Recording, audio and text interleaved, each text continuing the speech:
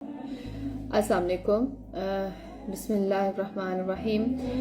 आज हम इबादुर्रहमान की खसूसियात का जो हमने सिलसिला शुरू किया है उसकी दूसरी वीडियो मैं आपके सामने पेश करने जा रही हूँ। इबादुर्रहमान की खसूसियात के हवाले से सूरह अल फुरकान की आयत नंबर 63 को हमने देखा था कल। आज हम आयत नंबर 63 से अगली यानी 64 जो है उसका देखते हैं कि इसमें इबादुर्रहमान के हवाले से क्या कहा गया है। इरशाद रब्बानी है औज़ु बिल्लाहि मिनश शैतानिर रजीम बिस्मिल्लाहिर्रहमानिर्रहीम कि वल्लज़ीना यबीतूना लिरब्बिहिम सुज्जदन व क़ियामा, कि इबादुर्रहमान वो हैं जो यबीतून रातों को गुजारते हैं। बात यबीतू होता है रात का बसर करना, और वो रातों का बसर करना उनका कैसा होता है और किसके लिए होता है। कहा यबीतूना लिरब्बिहिम, उनका रातों का बसर करना अपने रब के लिए होता है। और वो क्या हालत होती है, सुज्जदन व क़ियामा, सजदे और क़याम की हालत में वो अपनी रातों को गुजारते हैं। सजदे और क़याम की हालत जो है यानी ये हालत कब होती है इंसान की, सलात के दौरान।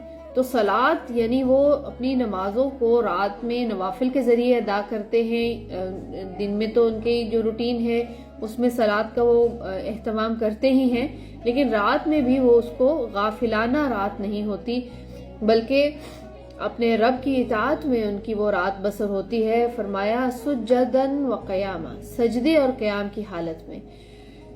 सजदा और क़याम जो है एक तरह से सलात के अंदर भी होता है। इसके अलावा अगर आप देखें कुरान के अंदर बहुत सारे और मुकामात भी हैं जहाँ पे अल्लाह ताला ने इबादुर्रहमान के हवाले से या अपने बंदों के हवाले से इस खसूसियत का भी जिक्र किया है कि वो रातों को बहुत इस तरह से गुजारते हैं कि उनकी वो रातें गाफिलाना रातें नहीं होती, बल्कि उनको इस चीज़ का एहसास होता है कि उन्होंने अपने रब के सामने पेश होना है।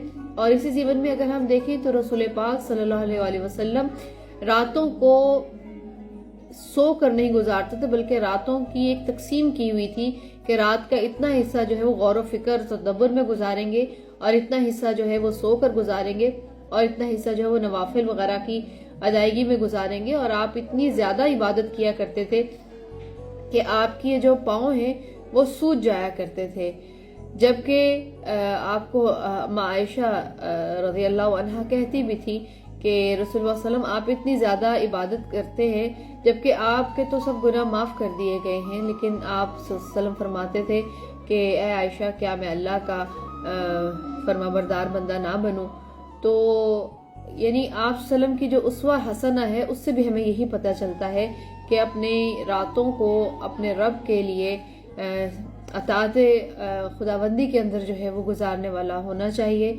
तो ये अल्लाह ताला को ये सिर्फ जो है अपने बंदों की पसंद है।